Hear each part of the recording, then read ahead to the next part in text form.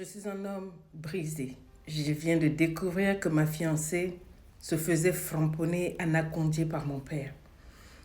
Ça va être un peu long, mais prenez le temps de m'écouter parce que je suis détruit. Et vous me direz à la fin ce que vous en pensez parce que j'ai pris une sale décision. Ma famille est détruite et j'ai vraiment besoin de votre aide. Donnez-moi de la patience et vos oreilles. Je suis un homme, j'ai rencontré ma fiancée il y a quelques années lorsque nous étions au collège. On se taquinait beaucoup, on a grandi un peu ensemble dans le quartier et puis, chemin faisant, on est tombé amoureux. Après l'université, chacun d'entre nous a été recruté dans des très puissantes entreprises. Donc, elle avait assez d'argent et moi aussi. Et puis, on a décidé de se mettre ensemble. Au bout de 3 ans, on s'est présenté aux familles et les familles se sont tombées dans les bras les unes des autres parce qu'on se connaissait, on a presque grandi ensemble. Donc, les familles ont vraiment été contents, ils se sont félicités, ils nous ont embrassés et tout et tout. La relation était parfaite. Et donc, on a planifié le mariage dans environ les 6 mois qui venaient. Et pendant qu'il y avait les préparatifs, j'ai remarqué que mon père était assez fréquent dans les coups de fil qui passaient à ma fiancée. Et chaque fois, je lui demandais, mais c'était quoi? Il disait que non, c'était par rapport à la préparation du mariage, c'était par rapport à un anniversaire qui devait organiser, ou bien l'intérieur, ma fiancée devait faire ceci, cela, par rapport à ma mère, etc. Donc, moi, pour moi, c'était OK, mais vraiment, nos familles s'adoraient. Et puis, arrivé un jour, j'ai décidé de poser des questions à ma fiancée parce que elle était dans la douche et puis j'ai vu un appel de mon père. Bon, je me suis dit que c'est ma fiancée, je peux appeler. J'ai décroché le téléphone, c'était mon père. Je lui ai dit, mais c'est comment ça va?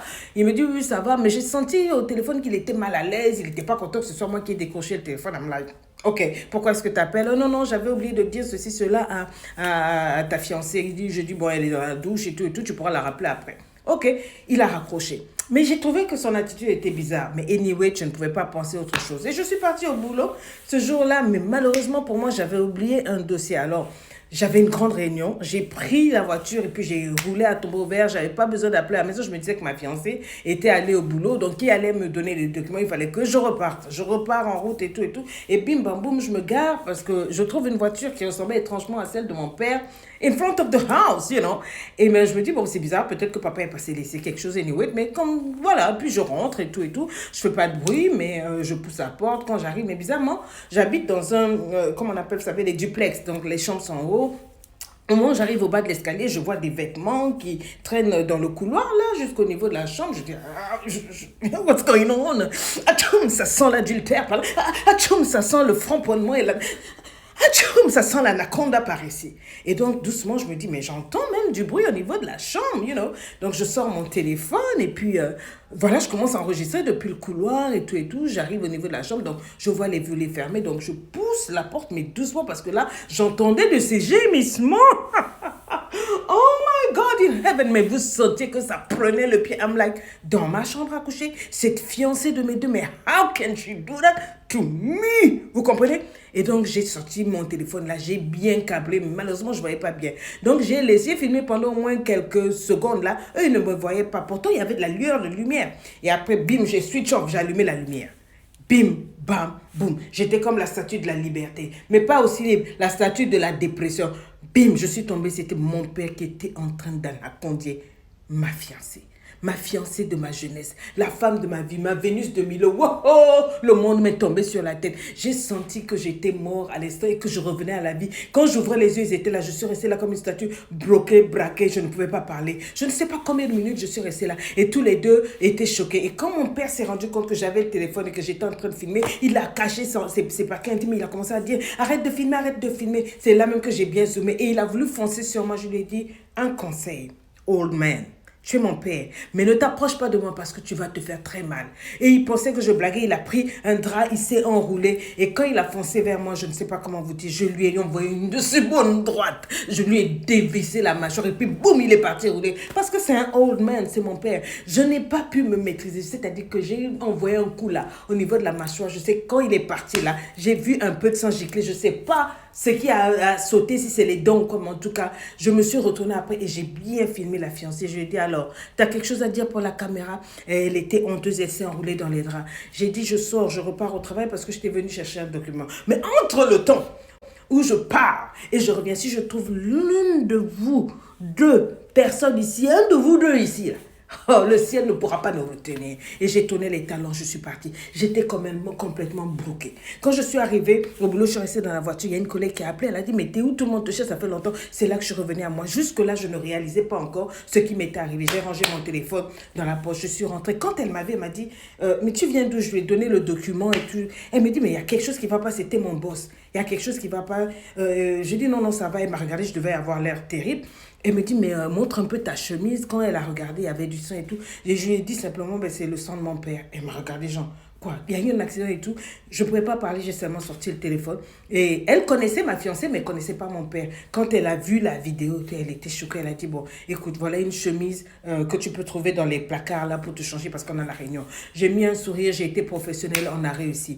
Et je suis repartie à la maison le soir, je n'ai jamais été aussi seule. J'étais détruite, déprimée et tout. Et j'ai commencé à ranger les affaires de ma fiancée, je voulais la faire sortir de ma vie. J'étais déçue, je nettoyais la maison, je ne savais pas trop quoi faire. Et après, je me suis dit, bon, je vais quand même appeler ma mère parce que ben, elle doit savoir. Et j'ai appelé ma mère. J'appelle, elle ne répond pas. J'appelle, elle ne répond pas. J'appelle, elle ne répond pas. Au moment de quitter la pièce, quand j'avais frappé mon père, j'ai dit à mon père, tu as intérêt à aller dire à ma mère, à aller parler à ma mère parce que ce qui est sûr, j'aurai une discussion avec ma mère. Et donc, comme elle ne me répondait pas, je me suis dit, bon, le lendemain, je vais aller voir maman. Le lendemain, je prends mes clics et mes claques, je roule, j'appelle maman. Au moins une quinzaine de fois. D'habitude, un seul appel, bim, elle me répond. Je m'en vais pour la chercher, là, rien. J'arrive devant la porte, j'étais devant le portail, je me suis dit, mais comment est-ce que je vais expliquer ça? Que son mari déjà la trompe et en plus avec ma fiancée, est-ce qu'elle va pouvoir tenir? Donc j'étais là, les larmes ont commencé à couler. Je suis restée debout là au moins 30 minutes et puis c'est là que j'ai vu que ma maman a rappelé, elle a relancé le coup de fil et au moment où j'ouvre, je crois qu'elle a dû me voir par la fenêtre, elle vient ouvrir le portail. Quand elle ouvre le portail, elle me dit, je te maudis, tu n'es pas mon fils, comment tu peux frapper ton père? Ton père vient pour te séparer, tu étais en train de frapper ta fiancée et puis tu tapes ton père, je te maudis, tu n'es plus mon fils et tout. J'étais choquée, dépassée, dépitée, j'ai croisé les bras. Je l'ai laissé parler. Quand elle a fini, j'ai dit, je vais t'envoyer une vidéo pour que tu saches que oui, j'ai frappé ton mari, mais parce qu'il était en train de coucher avec ma fiancée dans notre lit. C'est pour ça que j'ai frappé. Ma mère a ouvert sa mâchoire. Elle était là, what's going on? Et je dis, mais je t'envoie cette vidéo-là. Mais sache qu'au moment où je vais me tourner le dos, je ne veux plus te voir, tu n'es plus ma mère. Parce que si tu peux croire ce que ton mari a dit et me sortir tout ce qu'elle sortait, parce qu'elle avait sorti des malédictions, elle m'a sorti du n'importe quoi. Je peux comprendre, mon père l'avait, il l'avait emmené quelque part là. Mais je me disais quand même, son enfant, écoute-moi au moins. Tu ne m'as même pas écouté, tu commences à me balancer des trucs. Je lui ai dit en tout cas, plus jamais je veux te voir. Et je lui ai balancé la vidéo. Et au moment où j'ai balancé la vidéo, je me suis retournée pour rentrer dans la voiture. Je me suis retournée, je l'ai regardée, j'ai vu qu'elle a regardé. Du moment où j'étais entrée, j'avais allumé la lumière et tout, quand elle a vu le moment, elle est tombée sur le trottoir en train de pleurer. J'ai eu pitié d'elle, mais j'ai trouvé que les mots qu'elle avait dit étaient trop durs. Je suis arrivée à la maison. J'ai appelé la famille de ma fiancée. Je ne leur ai pas dit, j'ai seulement dit que le mariage est annulé et il faudrait que quelqu'un vienne récupérer mes affaires. Parce que ma fiancée, mon ex-fiancée, ce n'est pas quelqu'un qui aime la bagarre et tout et tout. Je savais qu'elle n'allait pas venir m'affronter, mais elle avait ses affaires et je ne pouvais pas la mettre dehors parce qu'il y avait son nom sur le contrat. Donc j'ai tout rassemblé, j'ai mis dans les cartons, j'ai mis devant la porte. J'ai dit à sa famille de venir prendre. Ils ne m'ont pas répondu, je ne sais pas ce qu'on a dit et depuis, je suis tombée en dépression. Depuis, je ne vais pas bien. On m'a appelé, vraiment, viens voir la famille et tout et tout. Je ne peux pas dire les choses. Je ne sais pas ce qui s'est passé. J'ai mis une croix sur tout le monde. J'ai demandé si on pouvait me muter dans une autre ville. Je veux changer de pays, changer de ville. Mais voilà quoi. Qu'est-ce que vous en pensez? Les gens me disent que non, j'ai mal fait. Au moins la maman, elle ne savait pas et tout. Mais vous ne pouvez pas imaginer les mots que ma mère a dit. Je peux comprendre, elle a vu son mari cassé et puis elle s'est dit comment un enfant peut frapper le père. Mais les mots qu'elle a dit sont trouvés. Elle a dit je te vomis. Elle a dit des mots forts et je suis blessée, brisée. Qui peut m'aider parmi vous? Je vous lirai dans les commentaires.